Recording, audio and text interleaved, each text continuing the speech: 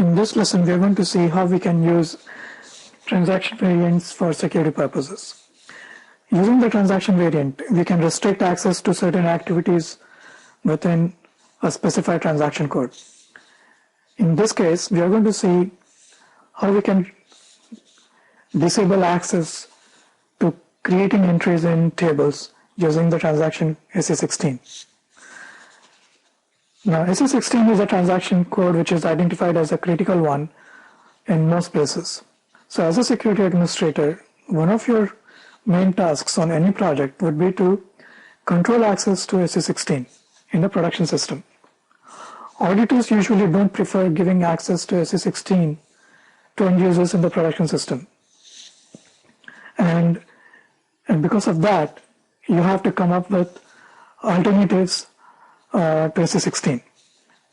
The reason why SE16 is not assigned to end users in production systems is because if the SE16 is not properly controlled, that object s_taboo_dis, if it is not properly controlled, users can create entries into the tables directly.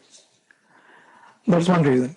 The second reason is if a user accesses a table which has got a huge amount of data in it and he gives the wrong selection criteria, the system may go in an endless loop which would affect the system performance.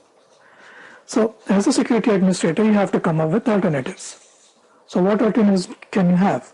One of the alternatives that you could have is creating table-specific custom transaction codes that we'll see in another lesson. The second alternative that you could have is assigning authorization groups to tables and then controlling access to these tables using the object s_taboo_disp, which contains a field for authorization group. The third option you could consider is the transaction variants. So using transaction variants, you can disable the create entries functionality of SE16. So in this lesson, we're going to see that. So to create a transaction variant, you execute the transaction shd0.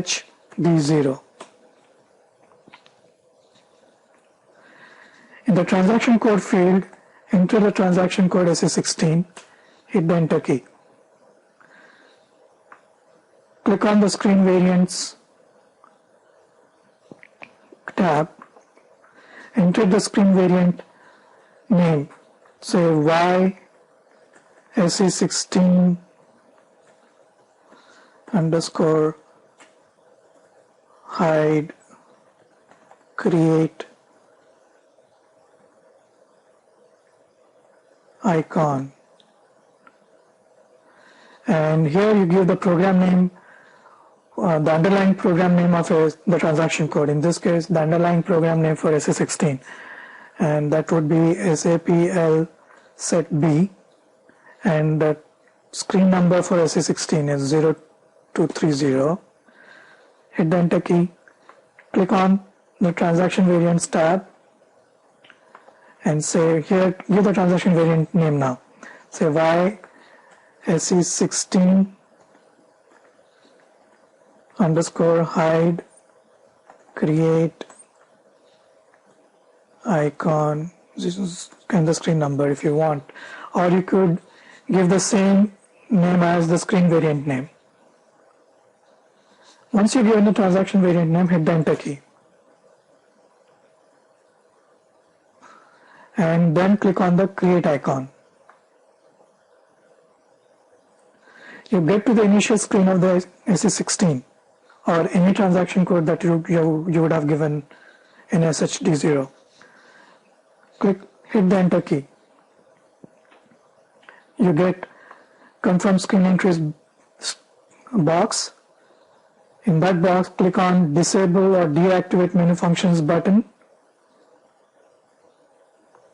and here you can disable the activities or the functionalities of the transaction within the transaction code that you don't want to give access to. In our case, we don't want to give access to create entries activity in SA16. So click on continue here. Give a short description for this variant. Hide, let's say, create entries icon, or let's say option. Then click on exit and save. So if you can see here, there's a box here which says deactivated functions, which contains the create entries, which we had disabled.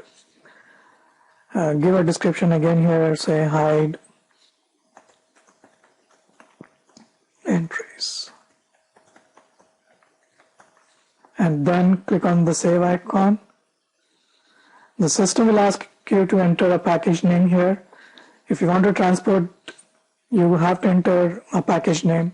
If you don't want to transport it to the next system, click on the local objects button. In this case, you have to do it twice and then go back.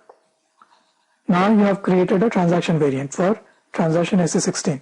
Now we are going to use this transaction variant and create our own version, custom version of ZSA16, but without the create icon option. So open up another session.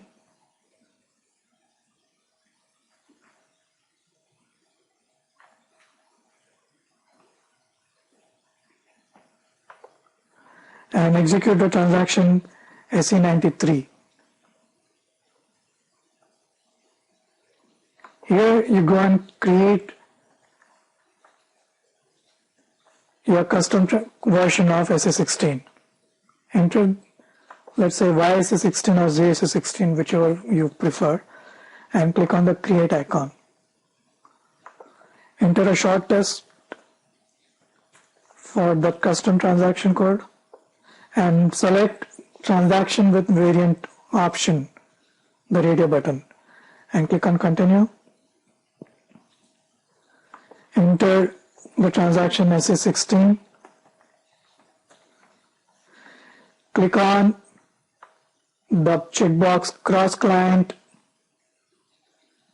checkbox, because if you don't do that, you will not get any entries in this transaction variant drop down. So select the one that you had created and select inherit GUI attributes checkbox and save. Again, it's going to prompt you for a package name.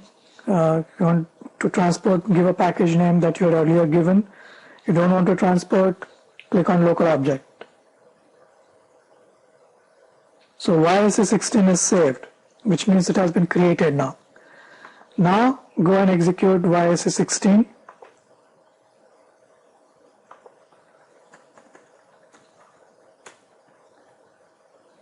And you'll see you don't have the create icon here.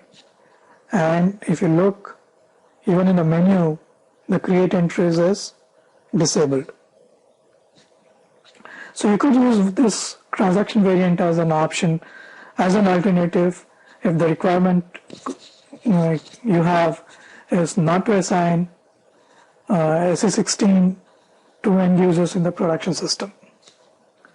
Now if you go and execute SA16, for example, you'll go and you'll see the create icon here. In the custom transaction code version, YSA16, you don't have that option. So the transaction code variant can be used, like you have seen here in this case, to restrict or disable functionalities within a transaction code. So this is transaction variant.